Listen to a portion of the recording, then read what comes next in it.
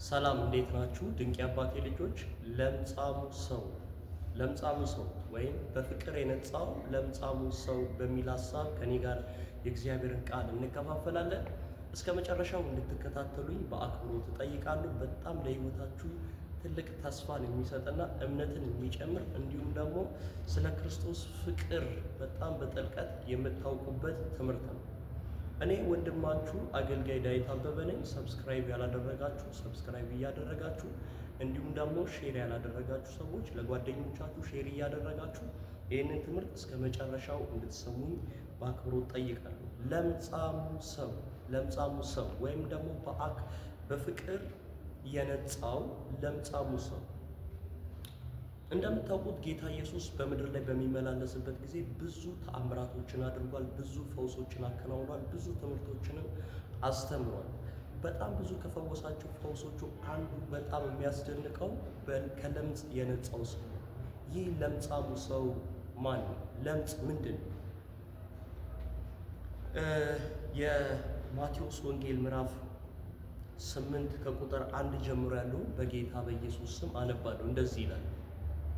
ከተራራም በወረደ ጊዜ ብዙ ሕዝብ ተከተሉት። እነሆም ለምጻም ቀርቦ ጌታ ሆይ ብትወድስ ልታነጻኝ ትችላለህ እያለ ሰገደለት።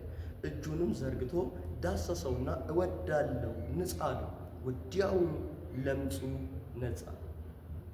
ኢየሱስም ለማንም እንዳትናገር ተጠንቀቅ፣ ነገር ግን ሄደህ ራስህ ለካህናት አሳይ፣ ለእነርሱም ምስክር እንዲሆን ሙሴ ያዘዘውን መባ አቅርብ አለ። በዚህ ክፍል ላይ በጣም የምትረዱት ጌታ ኢየሱስ ከተራራ ላይ ነው ሰብኮ በሚወርድበት ጊዜ ነው። ከተራራው ጫፍ ነው አንድ ለምጻም ያገኘው። ለምጽ ስፒሪት ነው፣ መንፈስ ነው። ኖርማል በሽታ አይደለም። በመድኃኒት የሆነ ተቀምሞ የሚለቅ አይነት አይደለም። መንፈስ ነው። ከአንድ ሰው ወደ አንድ ሰው የሚጋባ በዘመናችን ኮሮና በሽታ እንደተነሳ ታውቃላችሁ። ያ ኮሮና በሽታ አንድ ሰው ያ ኮሮና ያለበት ሰው አንድን ነገር ዕቃ ከነካ ያንን ዕቃ የነካ ሰው ኮሮና ይዟል፣ ያ በሽታ ይዟል። ልክ እንደዚሁ ለምጽ ያለበት ሰው አንድን ነገር ከነካ ያንን የነካውን ዕቃ ሌላ ሰው መጥቶ ከነካው ለምጹ ይተላለፍበታል። ስፒሪት ነው፣ መንፈስ ነው እና ይሄ ሰውዬ ለምጽ አለበት። ለምጽ ካለበት ደግሞ ከቤተሰቡ ጋር መኖር አይችልም፣ ከማህበረሰቡ ጋር መኖር አይችልም፣ በከተማ ውስጥ መኖር አይችልም፣ ከሰዎች ጋር መገበያየት አይችልም፣ ወደ ገበያ መሄድም አይችልም፣ ዘመዶችም ጋር መሄድ አይችልም፣ ወደ ካህናትም ወይም ደግሞ ወደ ጸሎት ስፍራ መሄድ አይችልም። ለምን ሲባል ከሰዎች የተለየ ነገር ለምጽ አለበት።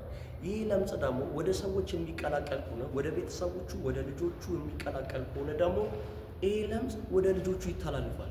ስለዚህ ልጆቹ ከከተማ እንዲወጡ ይደረጋል። በዛን ጊዜ ምን ይደረጋል? ለምጽ ያለበት ሰው ለምጽ እንዳለበት ከታወቀ በኋላ ከከተማ ውጪ ይደረጋል። ከከተማ ውጪ ነው የሚደረገው። ለምን? ከሰዎች ጋር እንዳይገናኝ፣ ከቤተሰቦቹ ጋር እንዳይገናኝ ወደ ውጪ ይደረጋል። ከከተማ ውጪ ይደረጋል እና ከሁሉም ነገር ገለልተኛ ነው የሚሆነው። ለምን ሲባል ለምጽ ስላለበት። ለምጽ እንዳልኳችሁ መንፈስ ነው፣ ስፒሪት ነው፣ ይነካካል። አንድ ሰው እሱ አይደለም ሰውየውን መንካት፣ እሱ የነካውን መንካት ራሱ ለምጽ እንዲኖርባችሁ ያደርጋችኋል። ልብ ብላችሁ መንፈስ ነው። አሁን ያ ለምጻሙ ሰው አንድ ዕቃ ከነካ የነካው ዕቃ ይረክሳል። በቃ ከአገልግሎት ውጪ ነው የሚሆነው፣ ይረክሳል። ያንን እሱ የነካውን ዕቃ የሚነካ ሰው ይረክሳል። ለምጽ ይተላልፋል። ስፒሪት ነው፣ መንፈስ ነው። አሁን በጣም የሚገርማችሁ ይህ ሰውዬ ከከተማ ውጪ ነው ያለው። ጌታ ኢየሱስ ወደዚህ ምድር መጥቷል። በከተማ ውስጥም ያስተምራል፣ ተራራ ላይም ያስተምራል። ከተማ ውስጥ ገብቶ ደግሞ ይፈውሳል። አሁን ይህ ሰውዬ ከከተማ ውጪ ነው የሚኖረው፣ ለምጻም ነው። ጌታ ኢየሱስ ከተራራ ላይ ስብከቱን ጨርሶ በሚወርድበት ጊዜ ጌታ ሆይ ልታነጻኝ ትወዳለህ? አያችሁ፣ ሰውየው መንጻት ፈልጓል። ከህመሙ መለያየት ፈልጓል። ምክንያቱም ይሄ ለምጽ ከማህበረሰቡ ለይቶታል። ወደ ቤተ መቅደስ ገብቶ እንዳያመልጥ አድርጎታል። ከልጆቹ ለይቶታል፣ ከቤተሰቦቹ ለይቶታል፣ ከዘመዶቹ ለይቶታል፣ ከጓደኞቹ ለይቶታል። ከሰዎች ጋር አብሮ ቁጭ ብሎ ምግብ እንዳይበላ አድርጎታል። ከብዙ ነገር ነው የለየው፣ ከብዙ ነገር ነው ያፋተው።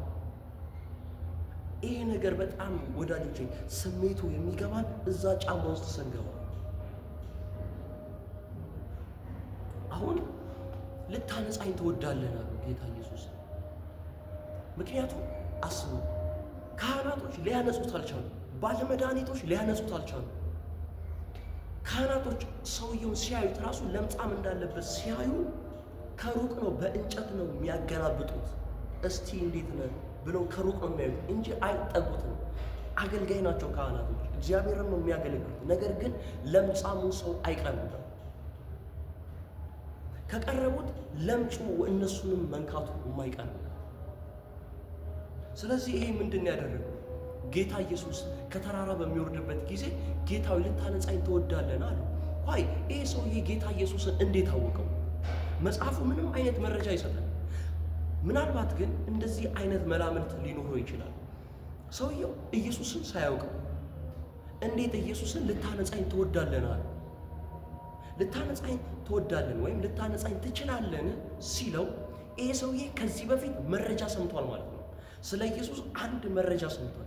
ምን አይነት መረጃ? ኢየሱስ እንደሚፈውስ፣ ነፃ እንደሚያወጣ፣ ከሙታን እንደሚያስነሳ፣ የሞተን እንደሚቀሰቅስ ይሄ ሰው መረጃ ሰምቷል።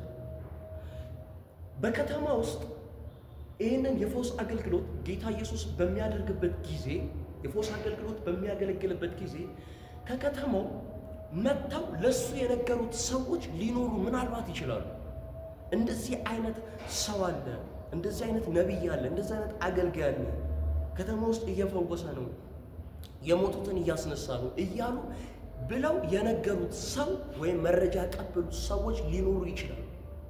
ቀርበውት አይደለም፣ ከሩቅ ሆነው የሚነግሩ ሰዎች ሊኖሩ ይችላሉ። ካሊያም ወይም ደግሞ ኢየሱስ አስቡት፣ ከተራራ ላይ ነው እየሰበከ የወረደው። ሰብኮ ሲጨርስ ነው የወረደው። ከተራራው እንደወረደ ነው ያገኘው። ከተራራ እንደወረደ ካገኘው ወይም ምናልባት ኢየሱስ ተራራ ላይ በሚሰብክበት ጊዜ ከተራራው እታች ሆኖ ምናልባት ስለ ኢየሱስ ሰምቶ ሊሆን ይችላል። መረጃ አለው ማለት ነው። ያለ መረጃ አይደለም። ኢየሱስ እንደሚፈውስ መረጃ አለ። ስለዚህ ሄዶ አያችሁ፣ ልብ በሉ፣ ወደ እነ ጴጥሮስ ሄዶ አልተንበረከከም። ወደ እነ ያዕቆብ አልተንበረከከም። ወደ እነ ዮሐንስ ሄዶ አልተንበረከከም። ኢየሱስን ለይቶ አውቆት ሄዶ ጌታው ያለ ልታነጻኝ ትችላለህ? ልታነጻኝ ትወዳለህ? አያችሁ፣ ሰውየው ፈውስ ፈልጓል። ነፃ መውጣት ፈልጓል። ከለምጹ መላቀቅ ፈልጓል። ግን ሰው ሊያላቅቁ አልቻለም። ባለመድኃኒቶች ሊያላቅቁት አልቻሉ። ካህናቶች ሊያላቅቁት አልቻሉ። ይሄ ሰው ግን ስለ ኢየሱስ መረጃ ስለሰማ ልታነጻኝ ትወዳለህ አሉ። ጌታ ኢየሱስ ግን እንደዚህ ያለ ወዳል፣ እጁንም ዘርግቶ ይላል። በጣም በጣም ደስ ያለኝ በጣም የነካኝ አያችሁ፣ እያንዳንዷ ቃል ትልቅ ዓላማ አለ። ይኸውላችሁ እጁንም ዘርግቶ ዳሰሰውና እወዳለሁ ንጻ አለ። አስቡ፣ አይዳሰስም፣ ለምጽ አይነካም። ኢየሱስ ግን የማይነካ ነገሩን የነካው። ዋው ሃሌሉያ! የማይነካ ነገሩ፣ የማይዳሰስ ነገሩን የዳሰሰው። ከኔ ጋር ናችሁ? አያችሁ፣ ለምጽ አይነካም። ጌታ ኢየሱስ ግን እንደዚህ ያለ እወዳለሁ አለ። እጁንም ዘርግቶ ዳሰሰውና እወዳለሁ ንጻ። በቃ ከዛ ወዲያውኑ ነጻ ይላል። አይገርማችሁ? የትኛውን በሽታ እኮ ወዲያውኑ እንኳን አትፈወሱም። ኪኒን ይውጣችሁ ወዲያውኑ አትፈወሱም። ሽሮፕ ውጣችሁ፣ መርፌ ተወግታችሁ፣ የትኛውም ነገር ተደርጋችሁ ወዲያውኑ አትፈወሱም። ጌታ ኢየሱስ ግን እንደዚህ ያለ ዋ እወዳለሁ አለ ንጻ አለ።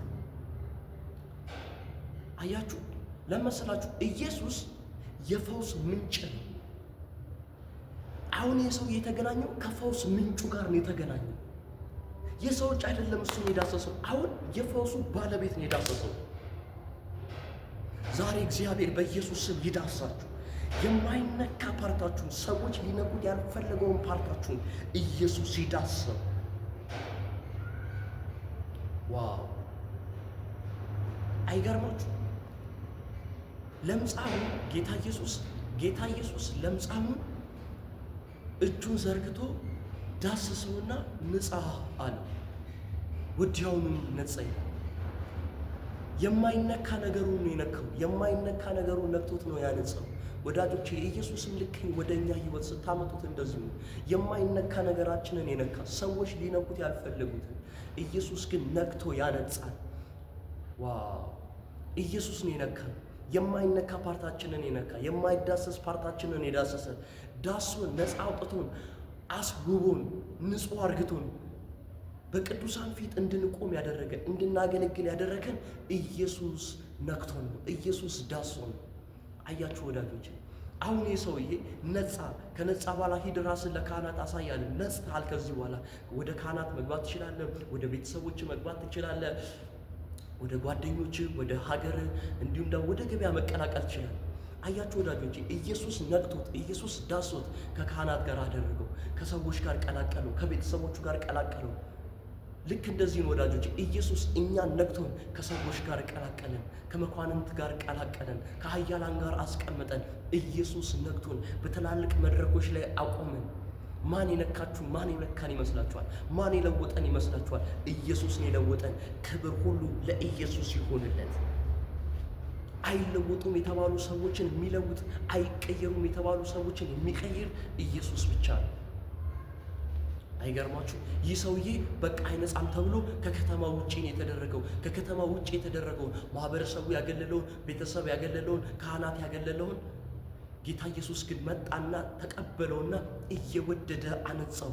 እየወደደው እኔ አለ እያንቋሸሽኩ አይደለም አንተን ማነጻ፣ እየተቀፈፍኩ አይደለም። አዎ ለምጽ ነው፣ ያስጠላል፣ ለመታየት ራሱ ደስ አይልም፣ ግን መንፈስ ነው፣ ይተላልፋል። እኔ ጋር ሲመጣ ግን በሽታው ግራ ገብቶት ይጠፋል። እኔ አለ እየወደድኩ ነው ማነጻ፣ እወዳለሁ፣ ንጻ። እሱ ብቻ አይደለም ዳሰሰው ይላል። አይገርማችሁ? ዳሰሰው፣ ኢየሱስ ዳሰሰው። የማይዳሰስ ነገሩን ዳሰሰው። ሊፈወስ ያልተቻለውን ነገር ፈወሰው ኢየሱስ። ከዛን ማህበረሰቡ ያገለለውን ሰው፣ ቤተሰብ ያገለለውን ሰው፣ ካህናት ያገለለውን ሰው ኢየሱስ አነጻውና ንጽት አደረገውና ወደ ከተማ ቀላቀለው፣ ወደ ካህናት ቀላቀለው፣ ወደ ቤተሰቦቹ ቀላቀለው። አረ ሃሌሉያ! ዋው! አይገርማችሁ? ጌታ ኢየሱስ እኮ እንዲህ ያደረገው ለኛ ታሪካችንን ቀየረው። እነዚህ ከዚህ በኋላ አይቀየሩም፣ አይለወጡም። እቺ ልጅ ከዚህ በኋላ አትለወጥም፣ አትቀየርም የተባለው ለውጦ ቀይሮ እግዚአብሔር እንደገና በትላልቅ መድረኮች ላይ በትላልቅ ስፍራዎች ላይ ያቆመ። ሃሌሉያ! አያችሁ ወዳጆች፣ በየትኛውም ሁኔታ ውስጥም ሆኑ፣ በየትኛውም ኃጢአት ውስጥ ሆኑ፣ እናንተ የትኛውንም ኃጢአት ከባድ ኃጢአት ነው የምትሉትን ሰርታችሁ ሊሆን ይችላል፣ አጥፍታችሁ ሊሆን ይችላል፣ ተሳስታችሁ ሊሆን ይችላል። አዎ ተሳስታችኋል። ነገር ግን እናንተ ከሰራችሁት ኃጢአት የኢየሱስ ደም እናንተ የሰራችሁትን ኃጢአት ሙሉ የማንጻት አቅም አለው። ያ ለምጻሙን ሰው አይነጻም የተባለውን ሰው ወደ ኢየሱስ ሲመጣ ለምጹ እንደነጻ ሁሉ የትኛውም ኃጢአት ውስጥ ልትሆኑ ትችላላችሁ። እያገለገላችሁ ደክማችሁ ሉዝ ያደረጋችሁ ባክ ያደረጋችሁ ወደ ኢየሱስ ኢየሱስ ያነጻችኋል። ወደ ሰው ሄዳችሁ ተሰብራችሁ ሊሆን ይችላል። ወደ መሪ፣ ወደ አገልጋይ፣ ወደ ተለያዩ መካሪዎች ሄዳችሁ ምናልባት ተሰብራችሁ ሊሆን ይችላል። ግድ የለም፣ ኑ ወደ ኢየሱስ፣ የፈውስ ምንጭ ወደ ሆነው፣ የለውጥ ምንጭ ወደ ሆነው፣ የእንደገና አምላክ ወደ ሆነው ወደ ኢየሱስ ኑ። እሱ ያነጻችኋል፣ ነጻ ያወጣችኋል። እሱ አንዴ ከዳሰሳችሁ እመኑ፣ ከትላልቅ ሰዎች ጋር ያቆማችኋል። እናንተን ፑሽ ካደረጓችሁ፣ እናንተን ከገፏችሁ ሰዎች ጋር እግዚአብሔር እነሱ ላይ መሪ አርግቶ ያቆማችኋል። ኑ ወደ ኢየሱስ። እናንተስ ለዛ ነው መጽሐፍ ሲናገር እንደዚህ ይላል፣ የልጁ የኢየሱስ ክርስቶስ ደም አለ ከኃጢአት ሁሉ ያነጻናል። አያችሁ፣ ዛሬም የማንጻት ብቃት አለው። በየትኛውም ኃጢአት ውስጥ ልምምድ ውስጥ ልትሆኑ ትችላላችሁ፣ ልትደክሙ ትችላላችሁ፣ ልትዝሉ ትችላላችሁ። የኢየሱስ ክርስቶስ ደም ግን እናንተን ከማንጻት ኃጢአታችሁን ከማንጻት ግን አልደከመም። ዛሬም ያነጻችኋል፣ ንጹህ ያደርጋችኋል። ለዛ ነው መጽሐፍ ሲናገር እንደዚህ ይላል፣ በኃጢአታችን ብንናዘዝ ኃጢአታችንን ሊቅር ሊለን ከአመፃ ሁሉ ሊያነጻን የታመነና ጻድቅ አምላክ ነው ይላል። ልብ ብላችሁ ስሙ። ኃጢአታችንን ብንናዘዛል። ምናልባት ተሳስታችኋል። ምናልባት ሌላ ከባድ ኃጢአት ውስጥ ገብታችሁ ሊሆን ይችላል። ግን ኃጢአታችሁን ብትናዘዙ የሰራችሁትን ኃጢአት ኢየሱስ ይቅር ሊላችሁ የታመነ፣ እሱ ብቻ አይደለም ይቅር ሊላችሁ የታመነ ብቻ ሳይሆን ጻድቅ ነው። ከእናንተ ምንድን ነው የሚጠበቀው? መናዘዝ። እግዚአብሔር ወይ እንዲህ ሰርቻለሁ እና ይቅር በለኝ ስትሉ እሱ ደግሞ እናንተ ሊኮንናችሁ ሳይሆን ይቅር ሊላችሁ የታመነና ጻድቅ ነው። አያችሁ ወዳጆች፣ እግዚአብሔር በሕይወታችሁ አንድን ቀን ሲሰጣችሁ ወደ ራሱ እንድትመለሱ ነው። በኃጢአት ምልልስ እንድትኖሩ አይደለም፣ ወደ እሱ እንድትመለሱ ነው። ኑ፣ ኢየሱስ ይወዳችኋል። ኢየሱስ ከየትኛውም ኃጢአት ያነጻችኋል። ኢየሱስ ይወዳችኋል። እየወደደ ያነጻችኋል። አይከሳችሁም። ባለፈው እንዲሰርተሽ፣ ከዚህ ፊት እንዲሰርተሽ፣ እንደዚህ አርግተሽ፣ እንደዚህ ሰርተሽ ብሎ አይከስሽም፣ አይኮንንሽም። ኢየሱስ አይኮንንም። ባለፈው ሳምንት አጥፍታ ሊሆን ይችላል፣ ትናንት አጥፍታ ሊሆን ይችላል። አዎ ትናንትና አጥፍታ የለ እንዴ ሁልጊዜ ነው እንዴ አንተ ይቅርታ ማድረግልህ አይልም፣ አይኮንንም። እሱ ይቅር ሊለን የታመነ ነው፣ ጻድቅም ነው። ለመሰለ አንተን ይቅር ለማለት አንቺን ይቅር ለማለት ታማኝ ነው፣ ደግሞ ጻድቅ። አሁን እግዚአብሔር አንቺ ወደ እሱ ስትመጪ ሊኮንንሽ አይደለም የተዘጋጀው፣ ሊኮንን አይደለም የተዘጋጀው። ይቅር ሊለን ተዘጋጅቶ ነው ያለው። ሊያነጻ ተዘጋጅቶ ነው ያለው። ታማኝ ሆኖ ነው ያለው። ጻድቅ ሆኖ ነው ያለው። ለምን? ሊያነጻሽ፣ ሊቀበልሽ። ወዳጆች ይሄ ለምጻሙ ሰው አይነጻም የተባለው ሰው ከዚህ በኋላ ሰው አይሆንም የተባለው ሰው አደረገው ኢየሱስ። እንደገና ቀላቀለው። ብቻውን ከሚኖርበት ምድረ በዳ አወጣውና ወደ ሰው መሃል አስገባው። አያችሁ ኢየሱስ እንደገና ብላ ልባችሁ ሰብራችሁ ወደ ጌታ ኢየሱስ ብትመጡ ኢየሱስ ክርስቶስ ኃጢአታችሁን ይቅር ሊላችሁ እንደገና እድል ሊሰጣችሁ እርሱ የታመነና ጻድቅ አምላክ። ለምጻሙ ሰው ኢየሱስ የፈወሰው እየወደደ ነው። እየወደደ እሱን እንደፈወሰ እየወደደ እናንተን ይቅር ይላችኋል። እየወደደ ያድናችኋል። እየወደደ ይፈውሳችኋል። እየወደደ ወደ ራሱ ያስጠጋችኋል። ፑሽ አያረጋችሁም፣ አይገፋችሁም። እመኑ። ወደ ሰዎች ሄዳችሁ ትሰበራላችሁ። ወደ ሰዎች ሄዳችሁ ምናልባት ችግራችሁን ተናግራችሁ ሀሳባችሁን አካፍላችሁ ምናልባት እናንተ የተሰማችሁን አይነት ስሜት ሌሎች ሰዎች ላይሰማቸው ይችላል እና እንደናንተ ሆኖ ላይረዷችሁ ይችላል። ከዛ የተነሳ እናንተ ችግራችሁን ነግራችሁ ሀሳባችሁን አጋርታችሁ ምናልባት በእነሱ ንግግር እናንተን እመክራለሁ ብለው ተሳስተው ሰብሯችሁ ሊሆን ይችላል። ሌላ ነገር ተናግሯችሁ ሊሆን ይችላል። አያችሁ፣ ወደ ኢየሱስ ብትመጡ ግን አትሰበሩ። ወደ ኢየሱስን ብታወሩት ግን አትሰበሩ። ጌታ ኢየሱስን አውሩት። ወዳችኋለሁ። ሰብስክራይብ አድርጉ፣ ለሌሎች ሰዎችም ሼር አድርጉ። እኔ ወንድማችሁ አገልጋይ ዳዊት አበበ ነኝ። ተባረኩ።